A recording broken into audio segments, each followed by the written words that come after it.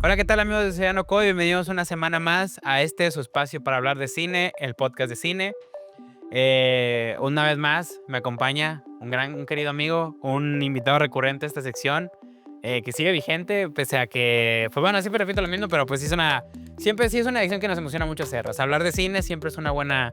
Oye, cualquier excusa es válida para cuando se trata de hablar de cine. Checo, ¿cómo estás? Hola, Juanjo, ¿cómo estás? Estoy bastante bien. Quiero estrechar tu mano. Me gusta estrechar la mano, Sí. pero la verdad, ¿Gustado? igual, como dices tú, si podemos encontrar una excusa para hablar de cine, la vamos a aprovechar. Y pues de nuevo, o sea, aquí me siento como en casa, porque van varias ediciones de pues, el podcast de cine, el podcast original Podcast de cine original de Ciudadano sí, Coy. el de Sociedad No Coy. Entonces, pues bueno, ¿qué te parece si empezamos un poco para hablar de la película que vamos a hablar? Que, spoiler, pues viene en el título. Viene el título En el thumbnail. y en el thumbnail probablemente sí. Como sabrán los que vieron el episodio pasado, había un pequeño cambio en este podcast. Ahí vamos a hablar más de cine global, más de la historia de cine. Pero los integrantes de Nokoi vimos hace poquito una película que pues se nos hizo importante hablar, merecedora de hablar en ella, Sí, sí. porque nos permite hablar de un fenómeno que ha ido sucediendo últimamente en el mundo cinematográfico, ¿no? Que es precisamente la proliferación de películas de terror. No, venimos creo que desde un poquito antes de la pandemia. Creo que Get Out es la que inaugura un poco Get Out, The Witch, Porque salió un poquito antes. bueno, The Witch, Sí. Get Out, ¿cómo se llama esta? La de Ari Aster, que no es Midsommar, Hereditary. Como que esa primera trilogía, bueno, hubo muchísimas más. El cine de terror, el terror y el cine pues están casi desde su génesis, o sea, desde el génesis del cine está el terror como género. Pero sí, creo que al menos hablas como de esta sección o sea, este apartado de películas de terror como elevado también. Babadook, que se le conoce como post-horror. Ajá. Ajá. Y incluso Babadook creo que salió como al mismo tiempo que Hereditario. No, tengo unas fechas ahí un poco escuadradas. Esto no me acordaba de Babadook, pero también un poquito antes salió El Conjuro. El Conjuro. Han salido Sí. películas de terror que Buenas, ajá, Buenas, muy buenas. Y creo que es algo interesante hablar, digo, ya entrando en materia, hablar del resurgimiento obviamente siempre ha existido el terror. En los 80 hubo muy buen terror, en los 90 hubo muy buen terror, en los 70 hubo muy buen terror, o sea, siempre hubo buen terror, pero creo que ahora el terror nunca había sido, digamos, uno de los géneros predilectos de la audiencia, a lo mejor. Era algo más de nicho, era algo más de audiencias, o sea, como que el cine tenía su audiencia. Ahora creo que el cine de terror ha llegado al gran público. Sí, creo que el cine de terror y horror, como que usualmente, al menos, bueno, es una discusión que todavía sigue pasando, pero se le sigue considerando como un género de bajo prestigio. Erróneamente, creo que siempre ha sido Pero así. que un poco ya no, Un poco ya no, pero al menos las premiaciones siguen evitando las películas, algunas premiaciones siguen evitando películas de terror y horror por alguna razón, pero yo siento que ese forma de pensar ya está cambiando. O sea, creo que ya está, la audiencia ya no piensa que el cine de terror es un género inferior a lo que puede ser un drama, a lo que puede ser un thriller. Sí, sobre todo un drama, que ha sido como que el género consentido en la academia. Exactamente, ajá. Pero fíjate que interesante que te toques eso, porque justo creo que hablar del cine de terror actual es hablar también de una gran camada de directores y directoras que han venido también revolucionando la forma de hacer películas. Ajá. A menos de este siglo, digo, creo que es un siglo joven, tenemos apenas 25 años de este siglo. O sea, el cine, digamos, ya hemos estudiado más el cine del siglo pasado, ¿verdad? O sea, Sí, lo sí, que fue el cine del siglo XX. Ahorita el cine pues está cambiando mucho, empezado con los 90, con esta revolución digital de las cámaras digitales.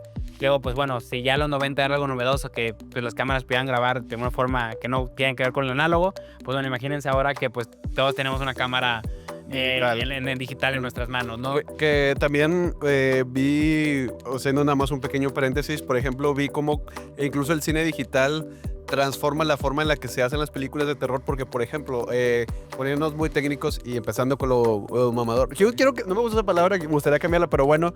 Sí, es ir introduciendo esos temas. O sea, ya después, Sí. cuando hablemos, por ejemplo, me gustaría mucho hablar de la ola francesa, del cine de neorrealismo italiano, del nuevo cine japonés. O sea, cuando ya entremos en temas muy mamadores, pues me gustaría como que ya dejar ciertos como que semillas ya Sí. plantadas en estos podcasts. O sea, pero bueno, a lo que iba es que la latitud y el rango dinámico del análogo y del digital es distinto. Por lo tanto, la información que registra una cámara de digital a un análogo es distinto, o sea, es diferente. Un ejemplo de esto, por ejemplo, es Hereditario, que depende mucho de lo que se ve en la oscuridad, ¿no? O sea, lo que no se ve, otra película puede ser la de Lights Out de David Sandberg, que fue con donde lo escuché que platicó un poco de esto. Y es que depende mucho. El cine digital tiene muy buenos rango dinámico en el sentido con los oscuros, ¿no? Por lo tanto, te permite ver un poquito más y que se registre un poquito más de información, cosas que complica más con lo análogo. Por lo tanto, se transforma la narrativa para mostrar cosas que a lo mejor antes eran Más complicadas. complicadas, entre comillas, Bueno, porque realizables. Realizables eran, o sea, Sí. ahora es una nueva forma de aproximarse y también de que a lo mejor cineastas no tan experimentados, digo, para quien no sepa qué es el rango dinámico, básicamente es qué tantos pasos existen entre tu oscuro y tu oscuro y tu alta luz, o sea, qué tanto espacio de información capta entre esos dos. Ajá. Cosas muy técnicas y Sí, bueno, técnicas, pero vale la pena que las investiguen, si les interesa en este mundillo. por ejemplo, un teléfono viejito digital, hablando de un teléfono como del 2010, grababas apenas oscurecía, no se veía nada, había mucha luz y se veía demasiado. Quemaba. Y se quemaba, o sea, batallabas ¿Qué mucho. tanto tarda en quemarse o oscurecerse? Es más o menos el rango dinámico. Muy Sí. resumido, o sea, es más técnico. Es más técnico. Tiene muchas cosas más, pero para resumirlo de una manera sencilla.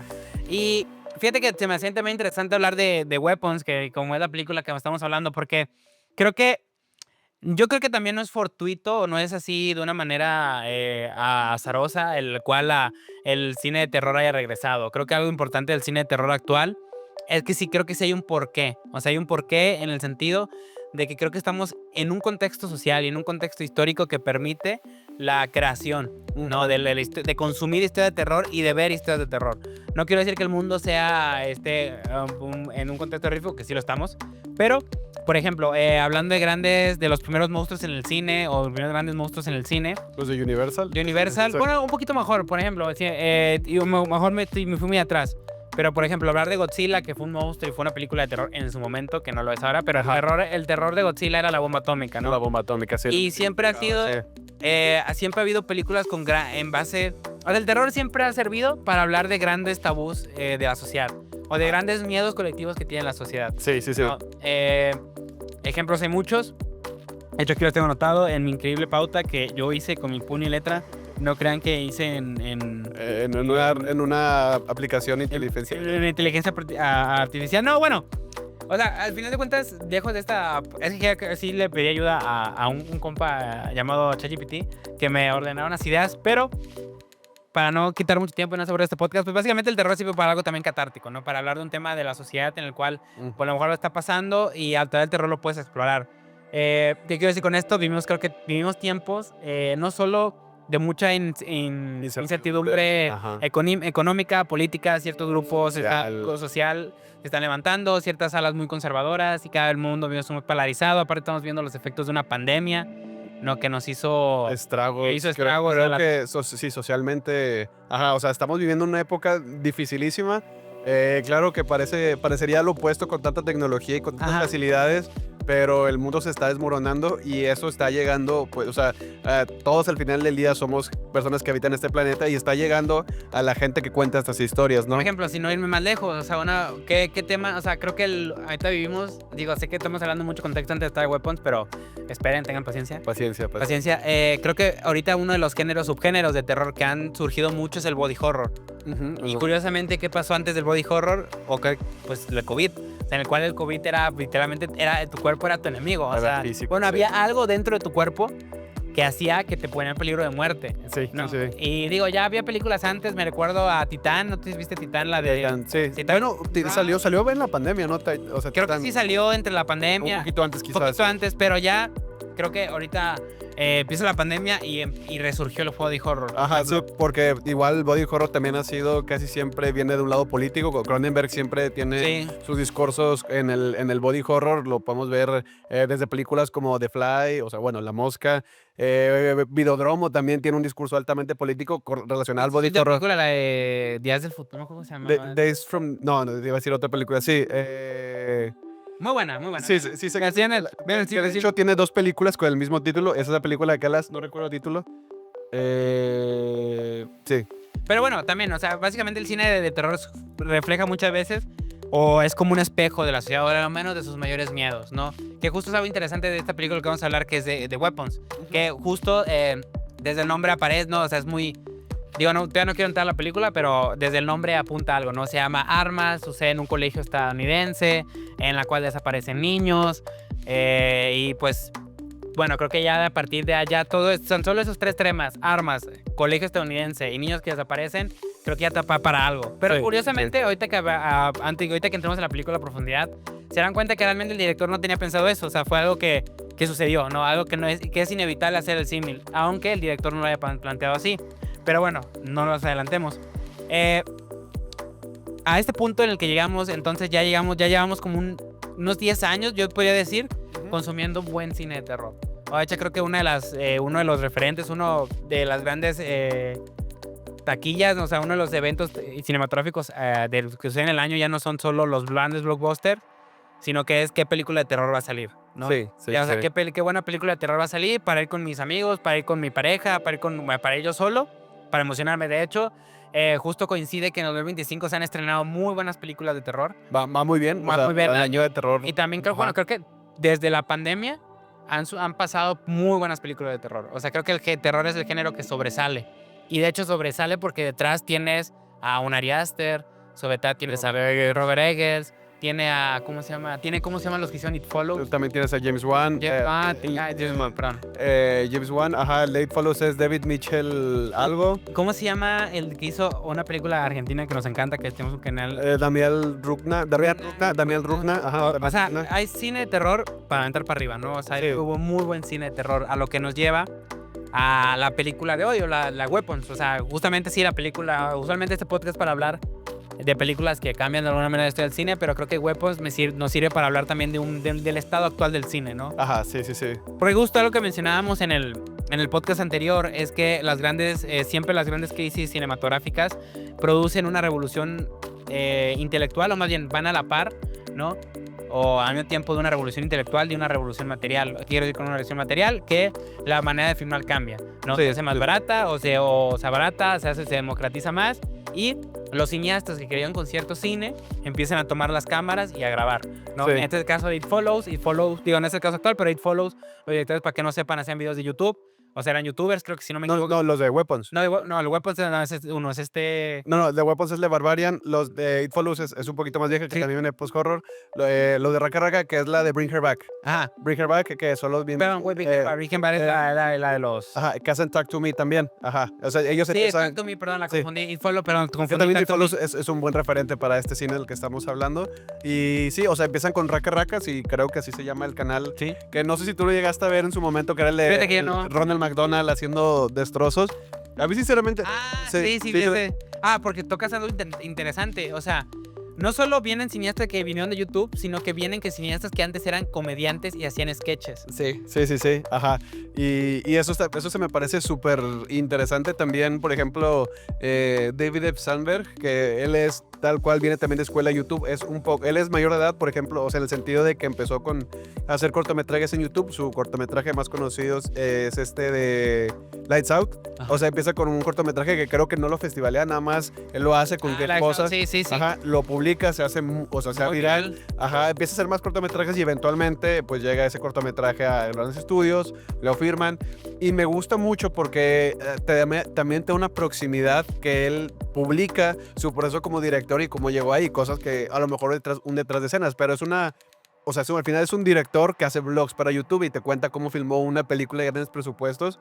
Y como dices tú, o sea, cómo vienen de ahora la generación que está haciendo ahorita cine de terror, o sea, particularmente terror, viene una escuela de hacer pues cortometrajes en YouTube, ¿no? De agarrar una cámara y ponerse a filmar en sus casas, en su cocina, Sí, y no irte mal, Leo, tampoco, o sea, creo que también una de las grandes, yo creo que la escuela de cine actual, que donde vendrán los cineastas que harán cine, ojalá estemos en esa lista en un momento, pero que harán cine en el 2030, 2040, se están educando en YouTube. Sí. Se están educando en YouTube, porque en YouTube hay un montón de cinematógrafos que están compartiendo sus consejos, un montón de editores. Hace poquito vi un video del editor de Stranger Things que te pasa toda la secuencia para un capítulo. Sí. Es algo súper loco, o sea, vean si quieren un día, a lo mejor les colocamos el video por aquí, si lo encuentro. Pero es algo muy curioso porque también hace poquito, justo en la mañana, estaba escuchando un podcast del Zach Cregger, que es el director de esta película, Sí. que hablaba, ponía de ejemplo a Jordan Peele, ¿no? Que Jordan Peele es como que creo que el pionero de esta camada de pasarse al terror. Diciendo comedia. A la comedia del terror, que él tiene una frase muy famosa que la única diferencia del terror y la y la música y el terror y la comedia es la música, creo que es así la frase, algo así. Ajá. O el timing, no me El acuerdo. timing, creo que el timing, ¿no? Ajá, el tiempo, creo que algo así. De hecho, si conoces, si le gusta la narrativa, hay mucho esto. Hay un libro que le recomiendo que se llama Los Detectives Salvajes, que tiene esta frase de que todo lo que empieza como una comedia termina inevitablemente como una tragedia.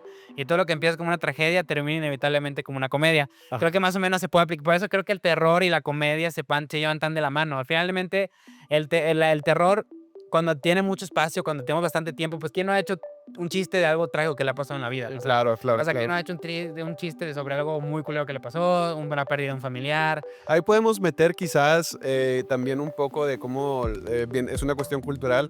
Hablando de Guillermo del Toro, bueno, Guillermo del Toro ya lleva tiempo haciendo Sí, cine grande, ajá, cine. pero pues también te refleja, o sea, creo que si eres objetivo y tratas de buscar estas pistas de la cultura mexicana a la hora de hacer cine, te das cuenta que ahí están. No de que, no refiriéndome a cosas de que se ve la bandera de México de fondo, no, o sea, sino la forma en la que cómo cuentan las cosas es meramente cultural, ¿no? O sea, hablando específicamente de Guillermo del Toro, ¿no? De cómo crees en tu contexto, cómo entiendes la violencia, cómo Sí. entiendes varias cosas de tu contexto social, lo vas transmitiendo en el cine. No, en el caso del terror, pues también, y cómo lo va significando. Ajá. De hecho, perdón que te interrumpa, chico. Si quieres acércate nomás. Cuando aquí voy a tocar un tema muy, o sea, que paralelamente sucede al cine, que es el mundo literario, ¿no? O sea, al final de cuentas, a través de los textos se puede, o a través de la literatura que produce cierta región o un país, se puede entender la idiosincrasia de ese país. O sea, por ejemplo, Pedro Páramo, no sé si alguna vez a ustedes han leído Pedro Páramo, es un libro que te habla acerca de una ciudad o un pueblo que se llama Comala, en el cual todos están vivos y muertos, pero ven fantasmas y hablan con ellos, y luego los fantasmas son los protagonistas, y luego el juego entre el pasado y el presente está, que es muy similar a cómo hablan, pues no sé si tuvieron cercanía con sus abuelitas, pero cualquier persona que venga de un pueblito pequeño lee Pedro Páramo y dice, no mames, es mi pueblo. O sea, yo leo Pedro Páramo y leo mi rancho. ¿Por qué digo esto? Porque también sucede un fenómeno con esos grandes directores que se criaron inevitablemente leyendo a autores como Stephen King, como Edgar Allan Poe, que de hecho Stephen King se nota mucho la presencia en esta película. Bueno, al menos siento yo. Y de hecho, Creo que sí podría, sí, sí, sí. O sea, nada más reforzando eso que estás comentando, creo que ves la película y se siente esa vibra como... Sí, ajá. o sea, sí, sí, se sí. siente, ¿cómo se llama el pueblo de It? Denver, ¿no? Derry. Derry, o sea, justo hablando, ahorita nos metemos a profundidad de eso, como el pueblo como un protagonista, ¿no? Siento que la película también mucho del protagonismo cae en el pueblo. Sí, sí, sí. Que en este caso no es Derry, pero no cómo se llama este pueblo en Weapons. No, no me acuerdo tampoco no recuerdo el nombre, creo que no tiene un nombre tan particular como Derry, pero bueno, a lo mejor alguien en los comentarios no lo puede dejar. Pero sí, de hecho no había llegado a ese análisis y sí completamente. Esta película funciona o sea, el pueblo como protagonista y creo que desde el principio te lo van diciendo, o sea... Sí, de hecho como va trazando el mapa a uno de los personajes, te vas ubicando tú también como espectador dónde está sucediendo cada cosa. Ajá. De hecho cuando repiten los planos, o sea, repiten las locaciones, tú ya sabes dónde están. O sea, es espacialmente y temporalmente dónde están ubicados. Sí, y que son en los suburbios americanos, que bueno, a mí siempre también muy Stephen King, como entender los suburbios y como niños en esos espacios. Digo que aquí no son los protagonistas en esta ocasión, pero están muy, muy presentes, ¿no? Entonces vas entendiendo los suburbios, dónde se ubican las cosas, cómo se mueve la gente. Muy americano también, que es Muy americano. muy americano, pero al mismo tiempo tiene su atractivo y también una disonancia, ¿no? Porque al final del tiempo los suburbios se entienden como un espacio aparte de las grandes ciudades y te lo plantean al principio de la película cuando te van diciendo de que esto es la gran vergüenza de este lugar, ¿no? De que no pudimos explicar y ya es el niño narrando como que cómo empieza, ¿no? Que bueno, me estoy adelantando quizás, No, pero... justo sí, qué bueno que todo el tema porque sirve para empezar ahora sí a hablar un poquito de la película. Creo que dimos un gran contexto de lo que pasa alrededor, digamos, de algo fuera de la película, lo que sucede en este mundo, pues en el que estamos nosotros, en qué contexto se estrena, porque estamos viendo tantas películas de terror. Lo reitero, creo que se debe también a que el terror nos permite hablar de ciertos tabús. Por ejemplo, hace poquito vi una película mexicana, bueno, hace 2 años, no sé si viste Huesera. Sí, sí, de Muy hecho, buena, digo, para no explayarnos mucho, pero básicamente habla sobre ¿cómo se dice? Lo estigmatizado que están las mujeres que no aceptan su maternidad. Sí, sí, O sí. sea, lo estigmatizado que estamos como sociedad cristiana, católica, mexicana, de que vemos a las mujeres que no aceptan ser madres, ¿no? Sí. Y realmente la película, o Together, una película que comparte cartelera con Ahorita con Weapons. Weapons, habla mucho de las relaciones, o sea, lo que es tener una relación tóxica, de lo que implica. Pero bueno, no estamos hablando de esas películas, me sirve para ejemplificar y para entrar precisamente en Weapons. Primero que nada, Checo, ¿qué te Weapons, pues si no la has visto, pues es una película que trata acerca de la desaparición de... ¿Cuántos niños son? De toda una clase. De toda una clase de un salón.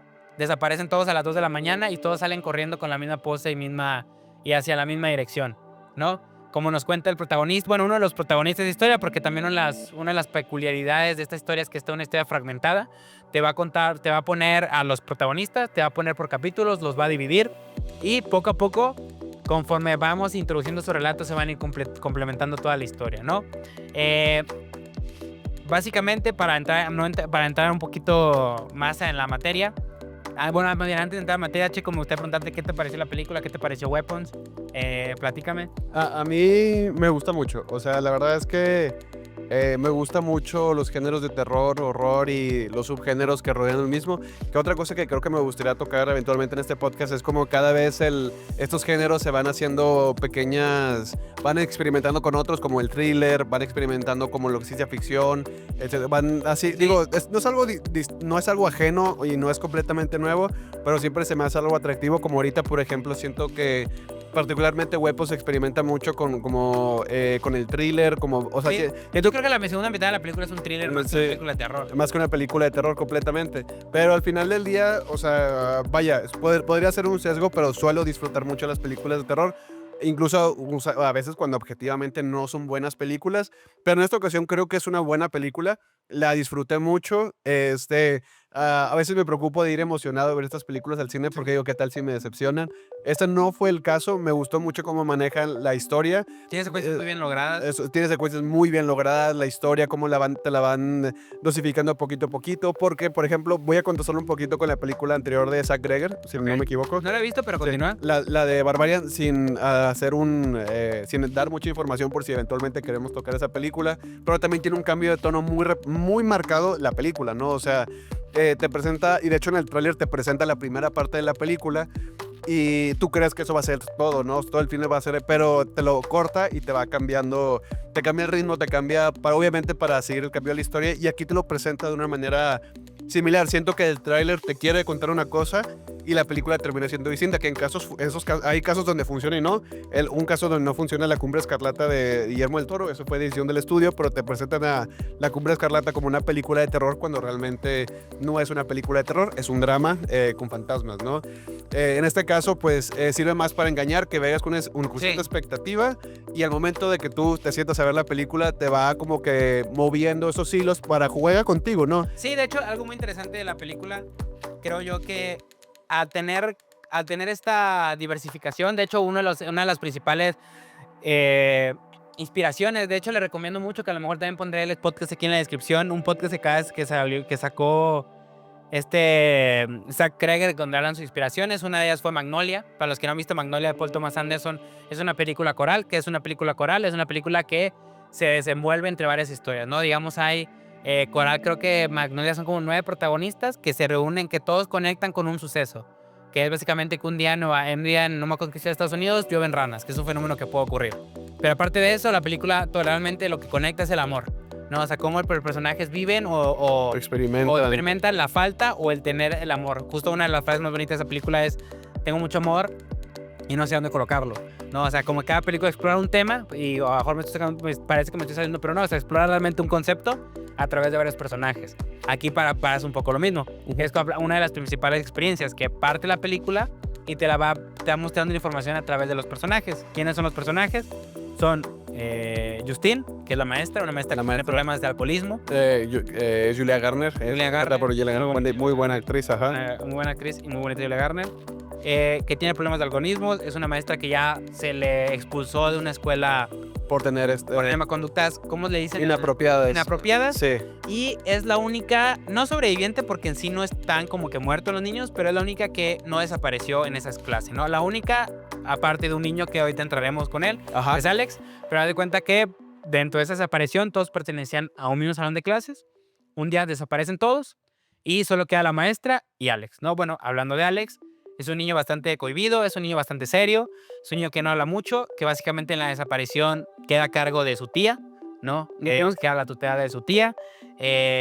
Durante toda la película, cuando empieza, digamos, él es el narrador, Sí. Él te cuenta, él te empieza a contar la historia y funciona como un narrador omnisciente. Ya una vez Siente, sí, sí. ya sabe lo que ocurrió, ya sabe lo que está pasando y digamos sabe más información que el espectador. Ajá.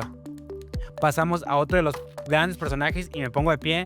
Josh Brolin, sí, es el Thanos. Josh Brolin es Thanos. Ajá. Thanos, gran actor en este papel. De hecho, dato curioso, este papel iba a pertenecer a Pedro Pascal, pero ya todos estamos hasta la madre. O sea, creo que esa Pedro Pascal está hasta la madre de Pedro Pascal.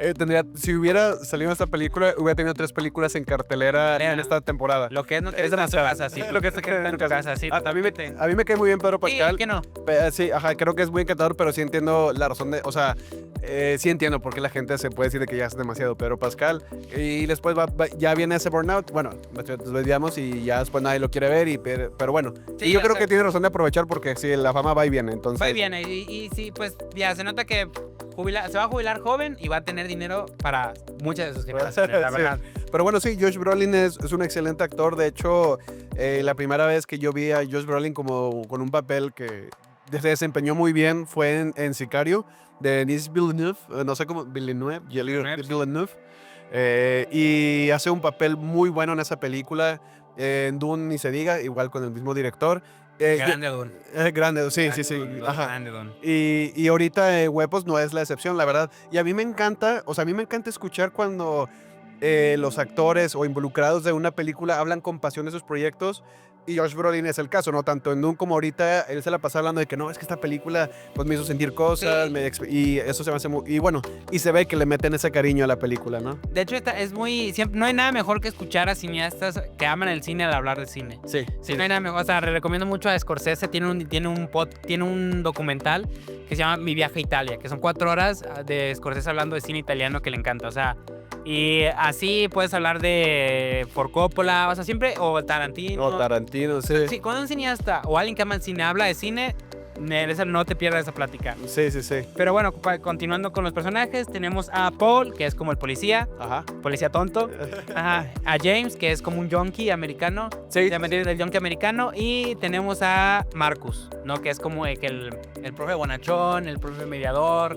Bueno, el director, realmente. Es el director, sí. El director, Bonachón, quiere realmente. Pues, iba a decir, se puede considerar woke incluso por la forma de aprovecharse a ciertos temas y de ser bonachón. La verdad es que también Benedict Wong se llama, si no me equivoco, el actor.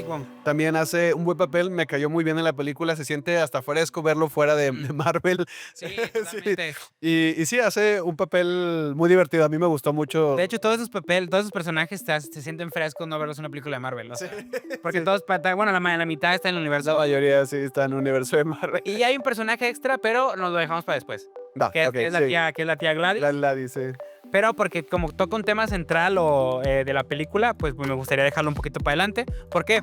Porque justo ya que hicimos un pequeño contexto de esta película, vamos a ver, o me gustaría entrar más bien en el tema de la interpretación, ¿no? De la película. Porque Weapons ha sido señalado, o hay muchas escenas, ¿no? Que parecía no tener un sentido aparente.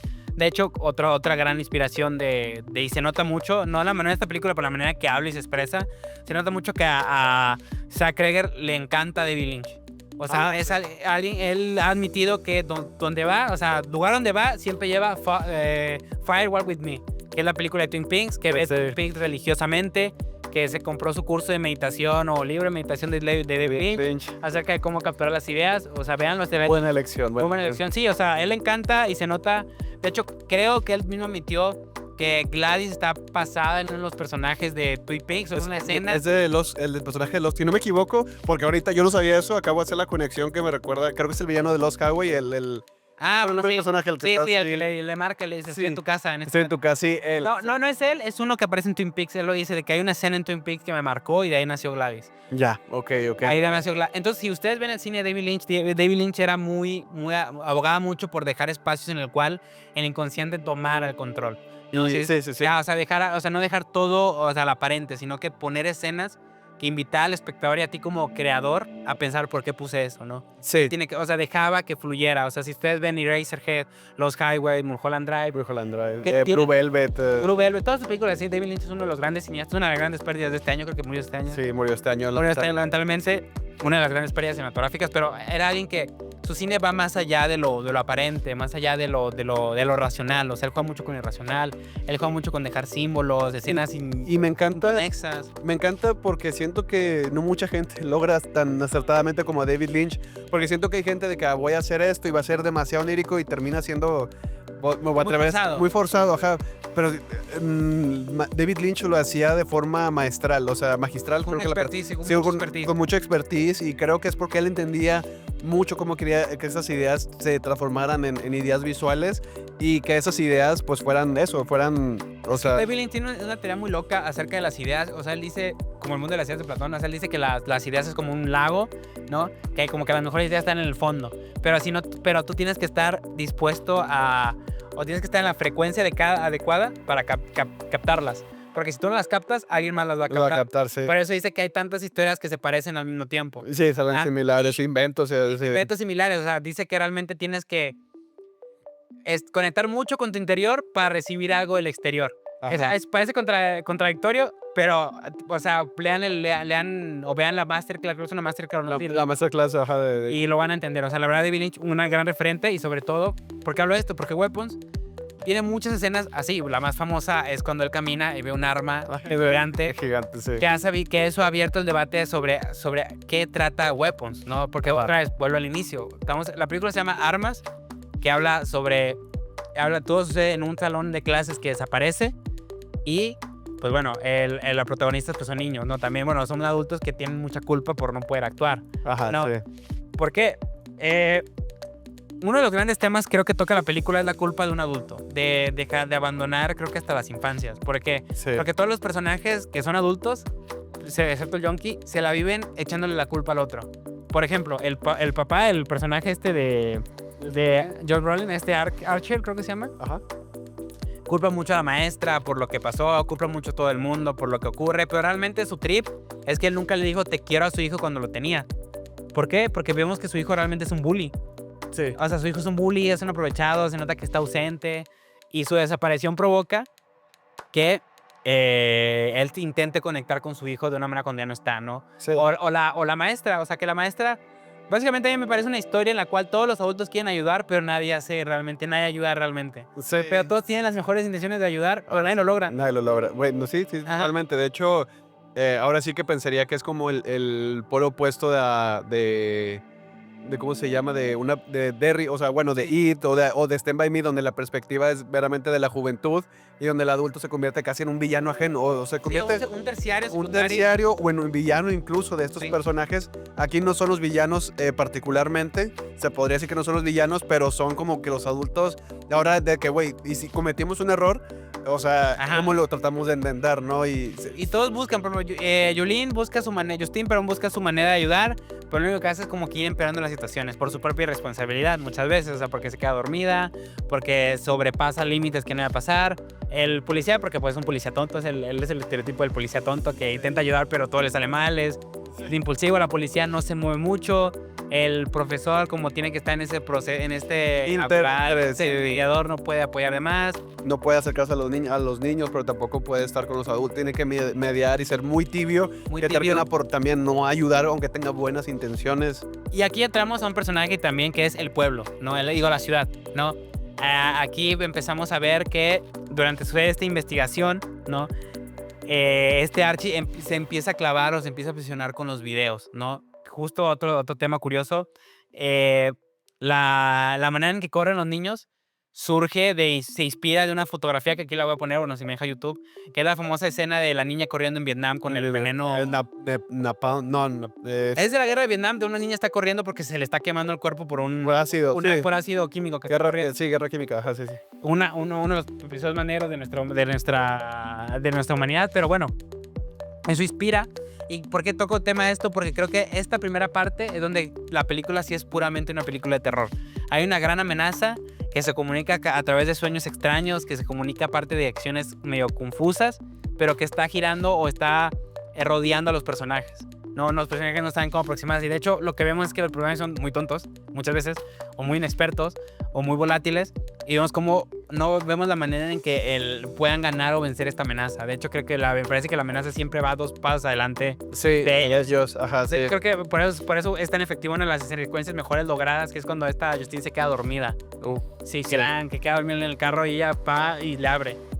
Es una gran escena. Sí, o sea, esa escena en particular siento que sí, o sea, probablemente sea como me acuerdo de estarla viendo en el cine y fue con la gente, mucha gente suspiró de que está sentado y así de que nada más todavía fuera del auto ves, o sea, cómo va pasando, bueno, sí lo digo, el Sí, la personaje, silla puedes decir. la tía Gladys, de hecho creo que a esa altura todavía no se revela Sí, que es ella la que es la mente maestra, porque sí, va contando por episodios y vas viendo las perspectivas hasta que llegas a la del niño, que es la que te termina de resolver. La que cambia, switchea al Switchea. género de la Ajá.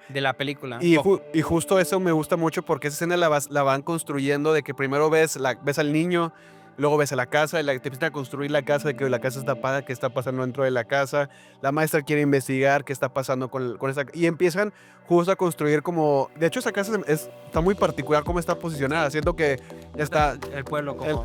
el pueblo, esa se ve hasta como apartada, un poco más elevada que las demás, y un poquito aislada, porque sigue siendo un lugar suburbano, por lo tanto las casas están relativamente juntas. Pero esa está como, se parece un poquito más aislada, ¿no? Entonces te construyen esta escena en la que la maestra ya va siguiendo al niño y ve que algo no está normal. Ves como de repente que la puerta se abre sola como Monster House y se cierra. Sí. Y luego ya se estaciona, obviamente porque lleva un buen rato ahí, se queda dormida, ¿no? Entonces tú sabes que al estar dormida está en una posición vulnerable. Y luego tú no ves ni siquiera algo serio, nada más ves que está dormida y sabes, creo que así. Eso es una edición de director brillante, que es deja el monstruo fuera de la cámara. De la cámara. Nada más escuchas de que se abre la puerta y se cierra del carro. Sí. Y siendo así. Y sientes el asiento de que se para abajo. Pero no te muestra nada. No te muestra. O sea, es algo que es una virtud de la película. Saber cuándo mostrar y cuándo no mostrar. O sea, cuándo ocultar y cuándo no ocultar. Que eso a veces termina por elevar la película o llevarla para abajo. Un ejemplo creo que es Un lugar en silencio, creo que lo hace muy mal. Creo que demuestran demasiado al monstruo, sí, en Un lugar en silencio. Pero es que son películas Es distinto. Es de acción, un poco, bueno, dos más de acción, ¿no? Puede ser, pero al menos, pero sí, cambias hasta el género, ¿no? Si no muestras al... Es como Aliens. Creo que la primera Ajá. te muestran al monstruo 2 Un minutos. escenógrafo, sí. Y la segunda, todos monstruos, o sea, pues se llama Aliens, o sea. Sí, y hasta es que van cambiando, ¿no? Por ejemplo, Alien Air también la estoy viendo y el xenomorfo ya sale mucho y que hasta lo entiendes diferente como, bueno, pero sí, nos estamos yendo por otro lado. Es una virtud de la película y creo que sí lo hace bastante bien. Me gusta mucho cómo lo hace y sí, creo que es probablemente, si no es que una de las mejores 2 escenas de esa película. Sí, tiene muy buenas escenas y justo en esta primera parte se desarrolla, creo que es el terror profundo de la película, ¿no? Que es básicamente los protagonistas no sabiendo cómo ayudar en este caso. Y precisamente repiten, porque un recurso que utiliza mucho esta película es la repetición de espacios y de momentos, ¿no? Vas a ver el mismo momento varias veces, ¿no? Ujú. ¿Para qué? Para que tú te acostumbres a cierto ritmo de la película, a ciertos acontecimientos, a cierta hasta dinámica, que cuando se rompe esa dinámica es cuando te llama la atención. ¿Qué sucede? Vemos que el padre, ¿cómo se llama el nombre? Bueno, el padre de familia que es su hijo, Ajá, Josh Brolin. está buscando encarecidamente, está buscando Sí, seriamente su hija. está buscando a la maestra porque creía que es la culpable, porque no le ha sentido que es la única que pues haya resultado viva, que no haya desaparecido, y de la nada la encuentra en una estación de correría, una gasolinería, y aparece el director corriendo en la misma posición que los niños y con la cara ensangrentada. Y esa secuencia, como está tan lejos de lo que nos habías acostumbrado, es uno de los grandes giros de la película, ¿no? La película cambia hasta de tono, ¿no? Es el último gran susto antes de empezarte a mostrar el secreto, el hilo, ajá. Y te dejan un momento de atención muy arriba, o sea, porque sucede de qué va a pasar, ¿no? O sea, porque para este momento no tenemos ninguna pista. Sí. Más que en la casa. Sabemos que en la casa del niño hay algo. Hay algo, ajá, que es el único niño, que probablemente es la única pista, que incluso te conecta cosas muy bien. Dices, ok, si es el único niño, ¿por qué los policías no hicieron, no hicieron nada? O sea, que obviamente lo tienen que investigar si él y la maestra, te cuentan todo esto. Y te lo van narrando también de manera muy elocuente, cómo el villano se logra salir, se sale con la suya para ir ocultando esto. aún así, aunque este villano es muy pintoresco, Te vas a ganar, esto sí. sí, me recuerda mucho a también el de Longlegs, que también, o sea, De hecho, esta película se parece mucho a Longlegs. de cierta De manera. esa manera. Sí, me gusta más esta que Longlegs, la verdad. A mí me gusta más Weapons que Longlegs, pero es otro debate. Ajá, sí. Y justo creo que también construyen un espacio, y creo que un espacio cinematográfico muy bien logrado, que es la casa, ¿no? Sí. Sabes que la casa no solo sabes dónde está, sino que sabes lo que significa. O sea, la casa la sientes. Cuando se abre una puerta, sientes como la puerta se va poco a poco abriendo y siempre estás pensando qué va de otro, qué hay del otro lado. Del otro lado, la puerta, ajá. O sea, eso te genera mucho terror. Para una también otra de las 50 mejores logradas, que es cuando el junkie se mete a la casa. Sí. O sea, que todo el tiempo estás tenso porque sabes que algo está mal. Sí. Yo siento, este personaje no recuerdo el nombre del actor, pero sale en Euphoria y es que también tiene, o sea, yo siento que viene una carrera muy buena para él en adelante. Como junkie. Como Yonki. También fue- No, también- pero es que siento que se roba. Sí, su personaje se roba mucho la película, o De hecho, sea. es el gran, o sea, el sin quererlo es el que resuelve el crimen. Sí, totalmente. O sea, la persona más inútil, entre comillas, es la Sí, que inexperta es la que resuelve el inexperta, crimen. la que termina por resolver y por lo mismo al principio como que no le creen, pero vos va desenvolviendo como que todo lo que va pasando. Otra escena que también va esta película toca con la comedia, ¿no? En cómo. Sí, o sea, temas similares que en los inicios, que como que si habla mucho en este podcast que escuché de él o lo que he investigado mucho, como hay estos juegos entre en que la comedia se sienta orgánica, no dentro de esta, que no rompa el mundo que ya construyó. construyó. A lo mejor hay veces que como se acostumbra que la comedia rompa, se nota mucho que es un alivio cómico para el espectador. O sea, que básicamente el chiste no es para los personajes que están ahí, sino que el chiste es para la pantalla. Sí, Sí, que están para el mundo no diegético de la historia, no para que somos nosotros, ¿no? Sí. Y aquí los chistes se sienten dentro de la historia. Dentro de la historia, ajá, que están pasando como continuamente. Pero sí, o sea, te digo, van construyendo la película por estos episodios. Te cuentan, igual, nos quedamos en el yonki, cuéntala del policía, cuéntala del papá, cuéntala de la maestra, cuéntala del director incluso, que creo que el director o sea, cuando te cuentan el director, ves la primera vez que ves el villano en acción. Es villana, que es la tía Gladys. La tía Gladys, ¿no? Todo este personaje pintoresco. ¿Tú crees que? Yo creo que es una bruja. Yo, No te confirman realmente qué es. No. Hay Te dan indicios, pero eso también se me hace muy bien. Por eso no estoy muy de acuerdo de que dicen que van a hacer una secuela explicando la tía Gladys. no creo. No se me hace algo que deberían de hacer. Yo creo que está bien con que te dejen de que eso no es una bruja o está loca o aprendió de brujería en algún momento de su vida interna. Se me hace que eso está bien dejárselo al espectador y que ellos... ¿Qué te pareció la tía Gladys como villana? Me gustó mucho. O sea, me gustó. Yo escuché gente que no fue fan justo cuando te revelan como el misterio, no sé si sea tu caso. A mí sí me gusta mucho la tía Gladys porque se me hace como una forma de presentarte que este villano como no es una bruja como la típica bruja, ¿no? De hecho dicen que mucho por eso se viste muy pictoresca, porque dicen que es una bruja que ya tanto tiempo que se intenta adaptar al mundo actual así. O sea, como que ella fue a una tienda de ropa y empezó a ver qué es lo más pintoresco y se lo puso. Sí. O sea, porque realmente cuando ves la primera vez que ves a la tía, es muy distinto. O sea, realmente la tía está puesta una persona que está sufriendo tuberculosis, está en histeria, está todo. Ajá. Está a punto de morir. Ajá, que otra cosa que te dicen es que realmente, o sea, bueno, te plantean que es un cuerpo, más bien es una bruja que poseyó un cuerpo y por eso está muriendo. Y por eso necesita, bueno, es una de las razones por las que llega a la casa de la familia, ¿no? Que viene a poder, bueno, alerta de spoiler, viene a buscar la juventud pensando que los papás y el niño le van a dar, como le van a sanar, no le van a absorber como energía vital, porque tampoco me gusta que no indagan mucho en cómo funciona esto, pero sí vas viendo a la tía Gladys un poquito más jovial, un poquito mejor, se va desenvolviendo, y una vez que dice esto no es suficiente y empieza a manipular, que también se me hace un villano, te digo, es tan pintoresco pero tan cruel que se me hace fascinante, ¿no? O sea, porque somete al niño a un trama de que dice, ese niño no se va a recuperar probablemente. Sí, no, y realmente lo somete porque pues lo está utilizando, ¿no? Sí. Como un arma, pues el nombre, cuál puede ser, pero aquí pasa algo muy interesante, que nos introducen al último protagonista, que es el más importante y creo que el niño más inteligente de las películas de terror. Ajá. Creo que no recuerdo otro niño que sea tan inteligente como Alex. Sí. No recuerdo, o sea... Sí, o sea que pues es que le pone, actúa como adulto, actúa más adulto que los adultos, ¿no? O sea, la responsabilidad que le ponen, o sea, termina siendo, o sea, yo estaba como que pobre niño, ¿no? Y ahí viene algo que me habías platicado que me gustaría que tocaras, ajá. Justo es muy interesante porque creo que tengo una muletilla con la palabra interesante. Y el director en una entrevista le preguntaron, ¿no? Acerca justo de las diferentes interpretaciones que puede tener esta película, que es una película que habla sobre la alzada del conservadurismo estadounidense, si es una película que habla sobre tiroteos escolares, si es una película que habla sobre la infancia perdida, muchas cosas. Y él dijo que realmente él escribió pensando en su infancia, ¿no? Que él empezó a recordar a su padre y escribí, la historia empezaba a surgir, primero por escenas que él iba conectando.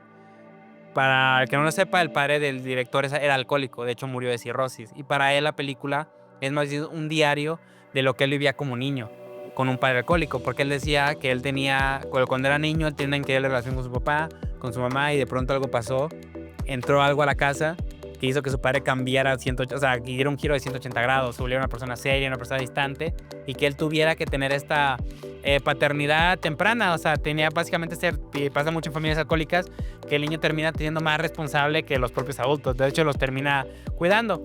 De hecho es una gran metáfora en la cual, pues, una de las cosas que le pide Gladys al niño es directamente aliméntalos, dales de comer. No les de comer. Están bien. O sea, que estén bien. Es una de las primeras órdenes que le da. Y es una escena muy dolorosa cuando ves al niño haciendo lo posible por ir a comprar latas y dándole de comer a los papás, y luego ves el hogar todo oscuro y te hace totalmente el sentido. O sea, esto que mencionas hace sentido, ¿no? Porque dices, una persona alcohólica pues se aísla, pone en la oscuridad. Sí. Y digo, bueno, puede ser alcohol u otras sustancias, ¿no? Pero al final ese sentimiento de aislado de un niño, y al mismo tiempo luego lo ves en clases solo, ¿no?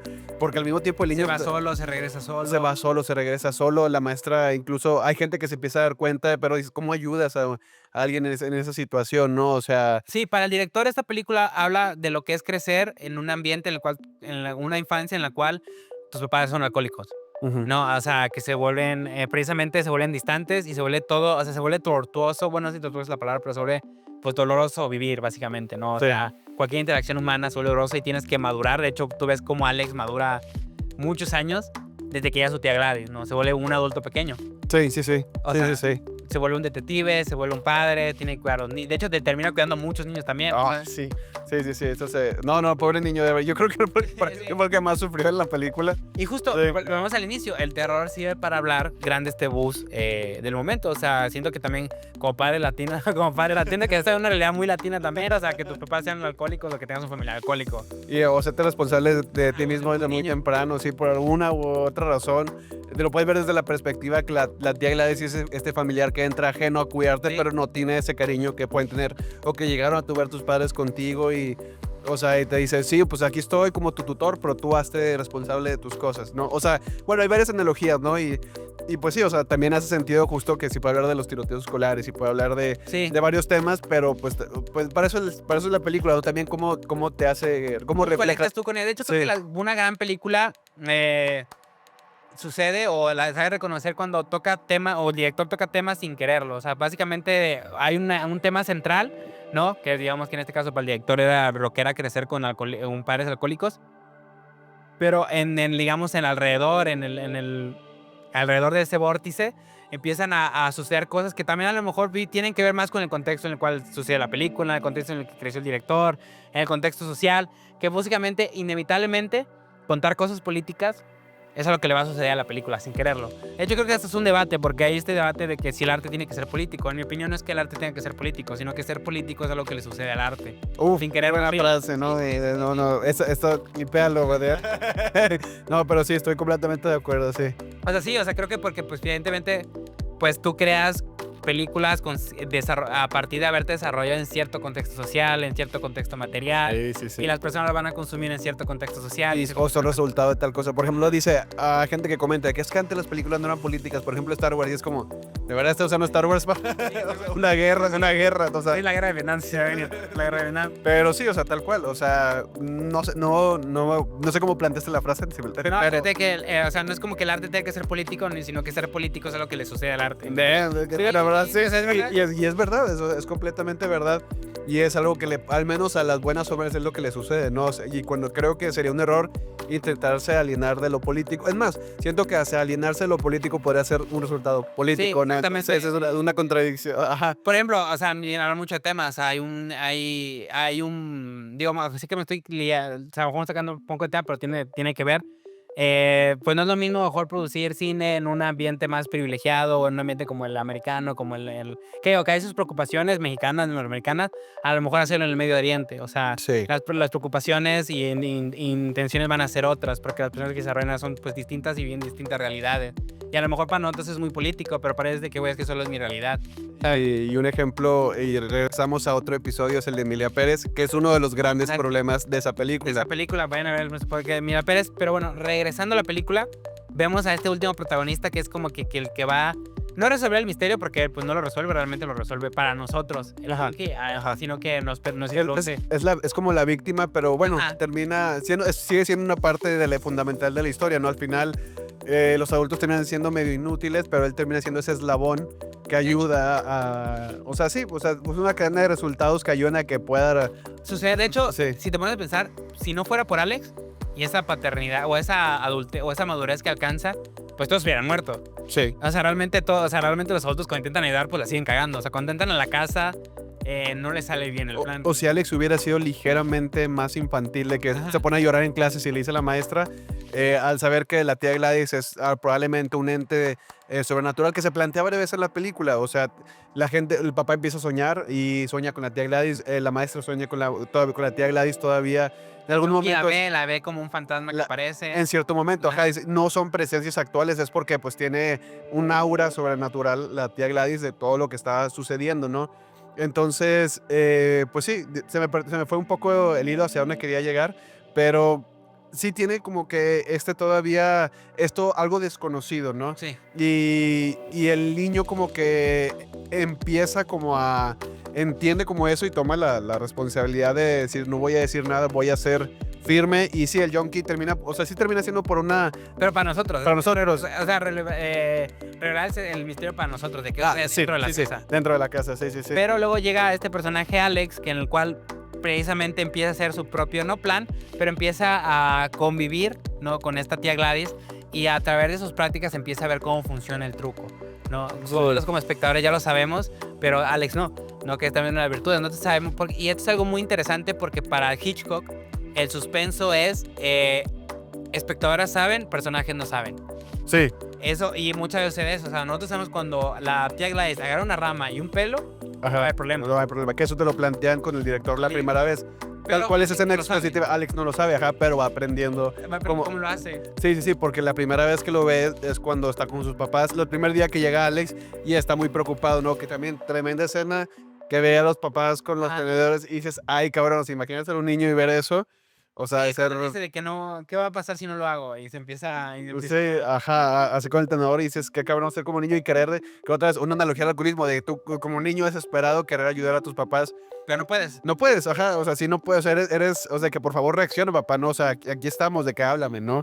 Y eso también, o sea, la verdad es que siento, o sea, ese personaje me tocó mucho así el corazón y lo ves así todo chiquito con la mochilota yendo caminando a casa y luego también te presentan como realmente era una familia funcional, venía su papá, su mamá, lo querían, le explica a la tía Gladys y sí era a lo mejor un poco retraído en clases y un poquito buleado, pero venía de un buen lugar, ¿no? Y viene la tía Gladys a destruirle el mundo y eso, o sea, es completamente desgarrador, ¿no? Y bueno, eso no, iba a hablar algo del final, pero voy a esperar primero para. No, pues sí, pues ya llegando al final, básicamente lo que sucede es que el Yonki entra a la casa y a través del Yonki llegan el policía y a través del policía llegan nuestros dos protagonistas de la primera parte, ¿no? Que es la maestra y el padre. El padre, ajá. Llegan e intentan resolver el misterio, pero pues obviamente la tía Gladys ya había previsto, ¿no?, que esto se le estaba saliendo de control, precisamente por la entrada del Yonki. No se espera, pero como al Yonki es un agente, pero que le diga Yonki, pero es que no me acuerdo su nombre. Es un agente del Eso, es un agente del caos, literalmente es un agente del caos, es impredecible y por eso llegó a esa casa, porque realmente él entró para robar cucharas, Ajá. porque quería venderlas para comprar más cristal.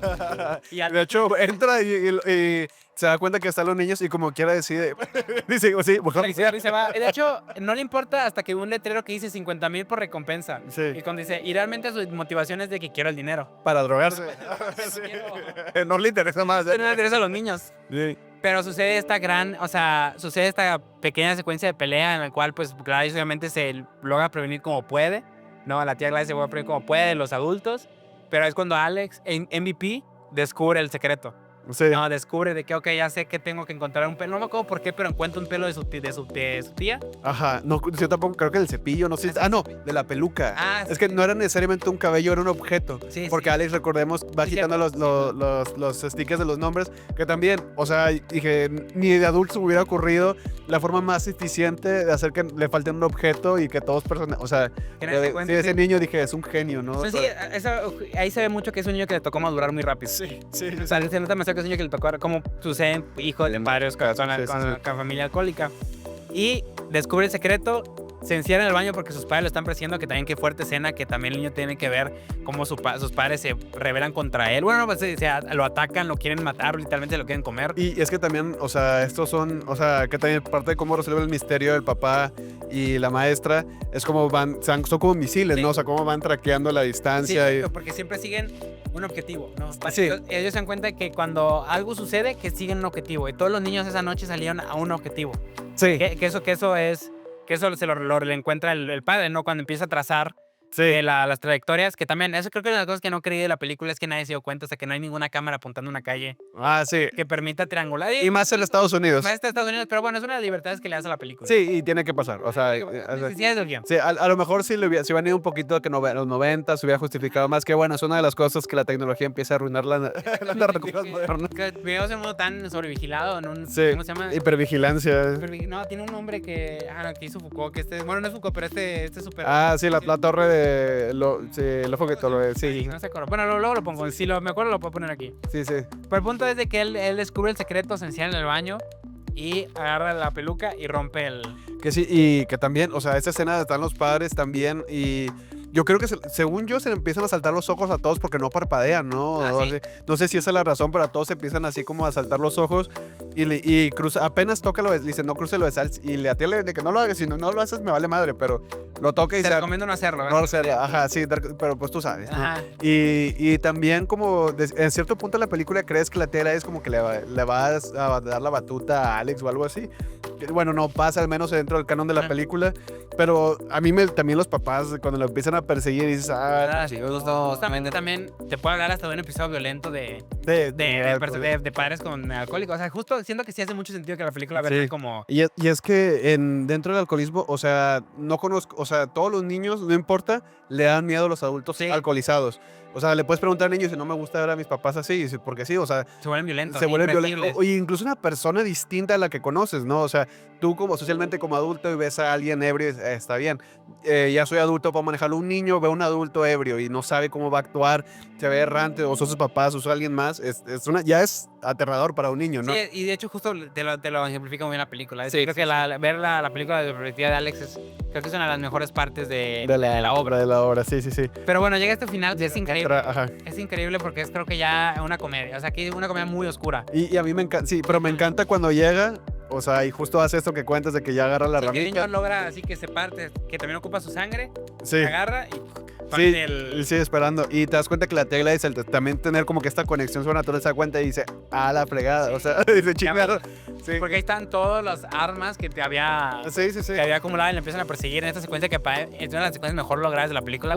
Sí. Te ponen este point of view de los niños corriendo así como animales salvajes. Animales salvajes, ajá, sí, sí, sí. Y no se detienen y los vidrios y la tía, o sea, va corriendo la tía Gladys así que se va a agarrarse Me con emociona mucho que es muy americana porque las casas son muy frágiles.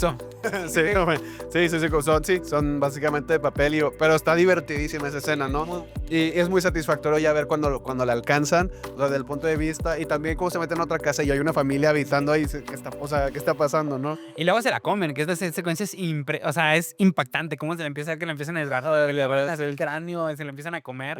Sí. Porque luego viene este switch de que Alex apaga el hechizo y todos se quedan Sí, no, traumatizados.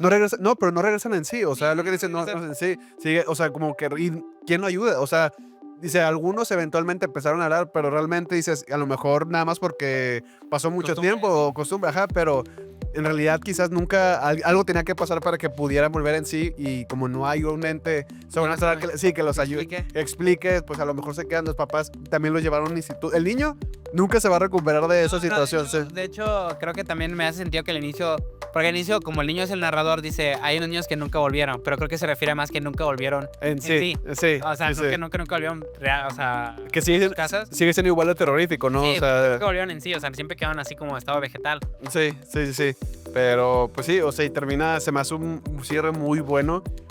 Creo que al final, aunque sí entra el género de terror, para mí, no sé si lo intenta hacer, no lo hace tan bien, tiene escenas bien logradas, pero siento que para mí va más por este thriller e incluso hasta por la comedia, ¿no? Y lo veo por... Sí, o sea, es que realmente, aquí iba a poner un mamador, pero muchos dicen que los géneros, o sea, realmente los géneros verdaderos son la tragedia, el melodrama, la farsa, la comedia, ¿y cuál es el otro? El drama no me acuerdo, o sea, que como que eso más que tienen más que ver con la estructura global o el big picture de la película, ¿no? O sea, Sí, sí, o sea, y ajá.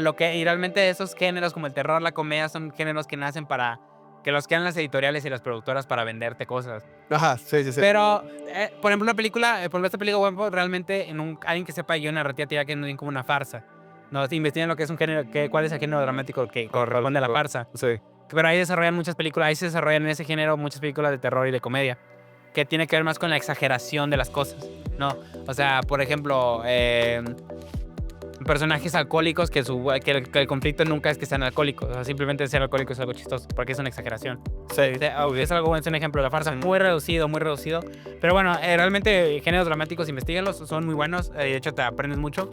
Pero, y de hecho creo que justo en Weapons, pues a lo mejor no deja de ser una farsa. Para los que sepan un poquito, expláyense, me entenderán. Por eso se puede permitir estos juegos de ir de una comedia, de un drama, pero que pertenecen realmente la comedia y el terror pertenecen al mismo género dramático. Por eso es tan fácil ir switchando entre los dos. Sí, Que realmente no es otro género, no está saltando otro género dramático. Y sí, y de hecho creo que Stagreger al menos se está consolidando con las dos películas que conozco de él, que es la de Barbarian. En Barbarian también juega mucho con esto y sigue teniendo esto como estos tintes de terror, pero no dejan de ser, o sea, igual fársicos y personajes hasta de terror graciosos, pero y también, de hecho, creo que si me regreso a esa película también tiene que ver mucho con lo familiar, ¿no? Sí. Que a lo mejor son cosas que mueven mucho, bueno, a todo el mundo, ¿no? Sí, ya cerrando sí, cerrando con la película. O sea, él habla mucho que el director Zack Greger. Greger, Sí.